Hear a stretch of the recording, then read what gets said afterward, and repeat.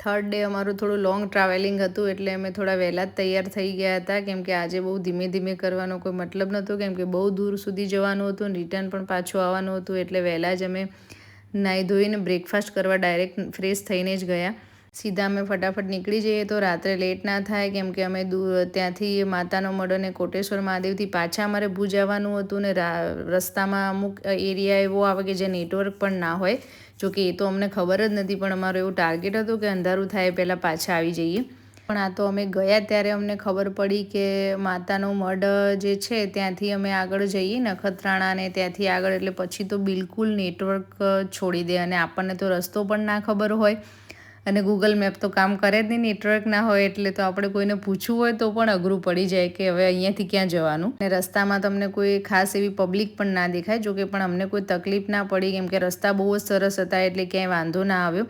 અને એક જ જગ્યાએ એમાં ટર્ન હતો ત્યાં પૂછવાનું હતું, પણ ત્યાં સારું થયું કે કોર્નરમાં એમ્બ્યુલન્સ પડી હતી એટલે અમે ભાઈને પૂછી લીધું એટલે અમને એને રસ્તો પણ બતાવી દીધો. અને ફાઇનલી અમે પછી માતાના મઢે પણ દર્શન કરી અને અહીંયા અમે માતાના મઢે પહોંચી ગયા અને ત્યાંથી દર્શન કરી અને થોડીવાર ત્યાં પણ અમે ટાઈમ સ્પેન્ડ કર્યો, કેમ કે મંદિરમાં જઈએ એટલે આપણને કંઈક અલગ જ ફિલિંગ આવે. તો થોડીવાર 15-20 મિનિટ કે અડધો કલાક તો જે પણ મંદિરે ગયા ત્યાં બેસીએ જ. અને પછી પાછળ થોડું માર્કેટ જેવું હતું, તે પણ સરસ માર્કેટ હતું ને ત્યાં બહુ જ રક્ષાપોટલી વધારે હતી, બહુ સરસ પેટર્નમાં. તો બધા માટે મેં રક્ષાપોટલી પણ લીધી અને પછી ત્યાંથી અમે નીકળી ગયા કોટેશ્વર મહાદેવ જવા. અને માતાના મઢથી કોટેશ્વર મહાદેવ પણ ઘણું દૂર હતું. તો તમે જોઈ શકો છો કે માતાના મઢનું જે આ માર્કેટ છે, સરસ માર્કેટ છે. ખરીદી કરવી હોય તો કરી શકાય, પણ મેં તો ખાલી રક્ષાપોટલી અને એવું સિંદૂર ને એવું લીધું હતું. અને ત્યાંથી અમે કોટેશ્વર મહાદેવ પહોંચી ગયા. રસ્તામાં બહુ જ એકદમ સાયલેન્ટ, એટલે કે આજુબાજુમાં કંઈ જ નહીં એવો એરિયા, કેટલો અંતર છે. પણ આ તો સારું થયું કે બહુ આમ ગાડીમાં કોઈ તકલીફ ના પડી ને રસ્તા પણ સારા હતા એટલે અમે પહોંચી ગયા. પણ એકલા હોય ત્યારે થોડુંક આમ ડર લાગે કે સારું કંઈ અટવાઈ ગયા કે ગાડીમાં કંઈ થયું તો આપણને અહીંયા હેલ્પ કોની મળે, કેમ કે નેટવર્ક જ નથી આવતું.